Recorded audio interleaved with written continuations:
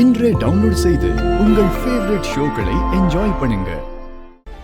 ஏப்பா ராமச்சந்திரா, என்னப்பா நடந்து போயிட்டு இருக்க? இல்ல பக்கத்துல தான். அப்புறம் ஊர் திருவிழாவுக்குலாம் போயிட்டு வந்திருக்க? ஆமாண்ணா, குடும்பமா போயிட்டு வந்தா நல்லா இருக்குன்னு தோணுச்சு. நாமளும் வருஷம் சென்னையில தானே வைக்கிறோம். அதான் இந்த வருஷம் ஊர்ல வைக்கலான்னு. ஏன்னா நீ வரலையா? எங்கப்பா, ஏகப்பட்ட வேலை. அண்ணியையும் பசங்களையும் பார்த்து விசாரிச்சேன். சொன்னாங்களா? சொன்னாங்கப்பா. பொங்கல்னால நம்ம ஊர் தானே, எவ்வளவு சந்தோஷமா இருந்தது தெரியுமா அண்ணே.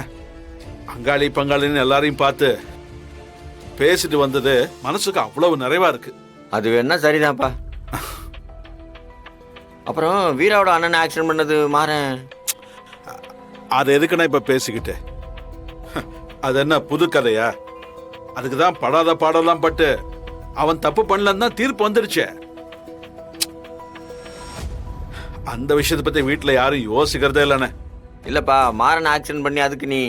அண்ணே, நான் தானே அவனை ரொம்ப திட்டினேன். அவனை வீட்டுக்குள்ள சேர்த்துக்க முடியாதுன்னு சொன்னேன். நான் கோவப்பட்டது தப்புன்னு நீங்கெல்லாம் எவ்வளவோ அட்வைஸ் பண்ணீங்க. நான் தான் கேட்கல. அவன் என்னதான் தப்பு பண்ணியிருந்தாலும் எங்க குடும்பத்துக்கு பெரிய உதவியா இப்ப அவன் தான் இருக்கான். பரவாயில்லண்ணே, அவன் இப்ப முன்ன மாதிரி இல்லண்ணே. இப்ப ரொம்ப மாறிட்டான். குடிக்கிறது இல்ல, அடிதடி வம்பு தும்பு இதுக்குமே போறதில்ல. குடும்பத்துக்கு அடங்கி வாழ்ந்துகிட்டு இருக்கான். பாப்போம் இன்னும் எத்தனை நாளைக்குன்னு. ஐயோ, இந்த ஆளுங்க எங்க பத்த வைக்க போறார்? இல்லப்பா ராகவன். அப்பா, அப்பா,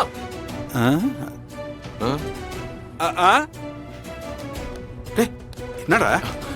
வீட்டுல சொன்னாங்கப்பா ராகவன். பெரியப்பா பெரியப்பா, அங்க பெரியம்மா கடை வீதியில நின்னுட்டு உங்களை தேடிட்டு இருக்காங்க. நீங்க இங்க என்ன பண்றீங்க? அவ இப்ப இங்க வந்தா? அங்க பாருங்க, அங்க மூணாவது தெரு இருக்குல்ல, ஆமா, அங்க வெயிட் பண்ணிட்டு இருக்காங்க. போய் பாருங்க, போங்க. அவ எதுக்கு இங்க வந்தா? நான் வரவே சொல்லலையே. ஐயோ பெரியப்பா, உங்களை தேடிட்டு இருக்காங்க, போங்க. சரிப்பா, நான் வரேன். ஐயோ போங்க பெரியப்பா, உங்களை தேடிட்டு இருக்காங்க, போங்க போங்க. சரி போங்க. என்னப்பா இவர்கிட்ட போய் பேசிட்டு இருக்கீங்க? இவர் சரியான பிளேட் ஆச்சே. டேய், அப்படிலாம் சொல்லக்கூடாதுடா. இல்லப்பா, இவர் பேசின விஷயத்தை பேசிட்டு இருப்பார்ல, அதுக்காக சொன்னேன். ஊர்ல 50 பேரும் இவர் பேசினாலே தெரிச்சு ஓடுவாங்க. அதான் நம்ம போலாம்ப்பா.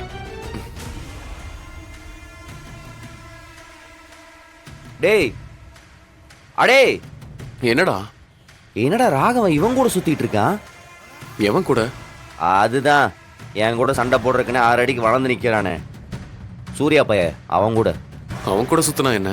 டேய், அவனே என் மேல கான்ல இருக்கிறான், கூட இவன் வேற மேல மேல ஏத்தி விடுறதுக்கா? டேய், அவன் அப்படிலாம் பண்ண மாட்டான்டா. அவனுக்கு ஓ மேலதான் காண்டு, நம்ம குடும்பத்து மேலேயோ எங்க மேலேயோ கிடையாது. அவன் என்கிட்டயும் ஃப்ரெண்ட்லியா தான் பழகுறான்.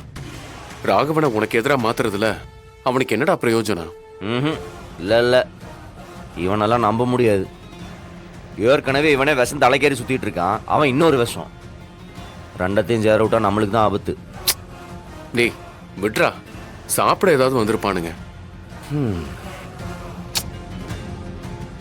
ஆமா, மேடம் உன்ன அந்த சதி வேலைக்கெல்லாம் அதுக்கப்புறம் கூப்பிடுறது இல்லையா? எந்த மேடம்? அதான் Viji madam, which means your ex-wife. டேய் சும்மாறா. ex-wifeனு சொன்ன உடனே அப்படியே சினுங்கிறியே. டேய், அவளை அப்படி சொன்னாலே எனக்கு பத்திக்கிட்டு வருது.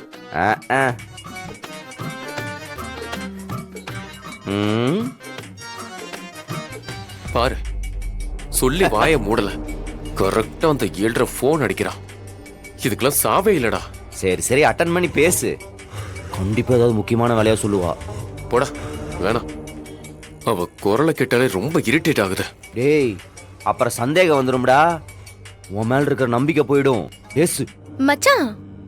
இந்த மாறன வீராம என்ன பண்ணிட்டு இருக்காங்க? என்ன பண்றாங்கன்னா புரியல. இல்ல மச்சான், எப்படியும் அவங்க சைலண்டா இருக்க மாட்டாங்க. எனக்கு எதிரா ஏதாவது ஒரு சதி வேலை பண்ணிட்டு இருப்பாங்கல்ல, அதான் கேக்குறேன். சொல்லுங்க மச்சான்.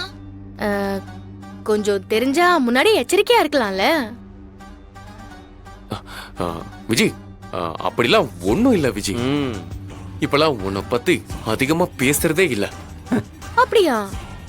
ம் ம், நான் எதுவும் பெருசா சம்பவம் பண்றது இல்ல, அதனால என்ன மறந்துட்டீங்களா? ம் பாரு. சரி மச்சான், என்கிட்ட இருந்து திருடின பத்திரத்தை வீட்ல வச்சிருக்கீங்கல்ல, அத சமத்தா எடுத்துட்டு வந்து என்கிட்ட கொடுத்துருங்க. பத்திரமா? நானா? வேற யாரு? உங்க அண்ணனா? நீதாயா கொண்டாந்து தரணும், எடுத்துட்டு வாயா. அ, அ, விஜி, சத்தியமா அந்த பத்திரம் எங்க இருக்குன்னு எனக்கு தெரியாது. என்ன கதை விடுறியா? மச்சான், எனக்கு காது குத்தி ஜிமிக்கியும் போட்டாச்சு, எக்ஸ்ட்ரா ஒரு காது வேற குத்தி இருக்கேன். நீ சொல்ற கதையெல்லாம் நான் நம்ப மாட்டேன். அ, விஜி, சத்தியமா சொல்றேன், இப்பெல்லாம் வீட்ல இருக்கிற யாரையுமே மாற நம்புறது இல்ல. அதனாலதான் அந்த பத்திரம் திருட்டு போயிருமேன்னு பயந்து போய் அத அவன் யாருக்கிட்டயும் கொடுத்து வச்சிருக்கான். யார்கிட்ட? அதத்தான் சொல்ல மாட்டானே. யார் வச்சிருந்தா என்ன? அவங்க கிட்ட இருந்து பத்திரத்தை வாங்கிட்டு வந்து என்கிட்ட கொடுத்துரு. இல்ல விஜி, அது இங்க பாரு. மச்சான், நீ மட்டும் பத்திரத்தை என்கிட்ட மீட்டு கொடுக்கலன்னு வையே, உன் கதைய மைக் செட்டு போட்டு வில்லு பாட்டு பாடுற மாதிரி ஊரெல்லாம் பாடிடுவேன். ஐயோ, வேணா விஜி, வேணா விஜி. அவசரப்பட்டு அப்படிலாம் எதுவும் பண்ணிடாத. சரி மச்சான், டாக்குமெண்ட் எடுத்துட்டு எனக்கு கால் பண்ணு. இன்னும் கொஞ்ச நாளைக்கு எப்பவும் மாமாவை சுத்தி நம்ம யாராவது ஒருத்தரை வேணா மாமா கூடவே இருக்கிற மாதிரி வச்சுக்கலாம். ஏன்கா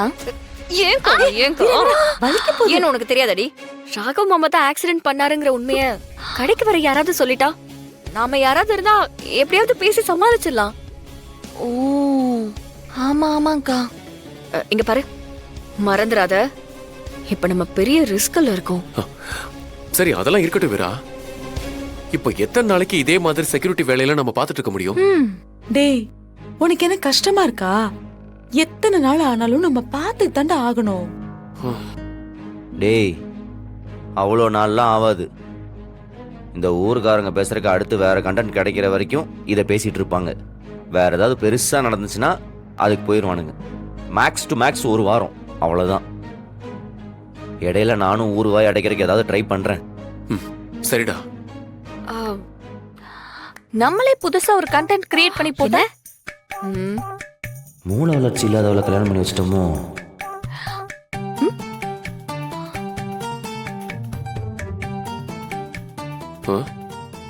ஐயோ, அது சரியா வராதுல. வேற எங்கேயாவது குடும்பத்துல பிரச்சனைனா தானா நடக்கும், அதை மட்டும் பாக்கலாம். இவ வேற பேசியே காட்டு. ஐயோ அண்ணன், ஐயோ அண்ணன் வேற ஆழ்த்திட்டு கேள்வி கேட்கும். இங்க வாங்க, இங்க வாங்க. நீ தோசை ஊத்திரு.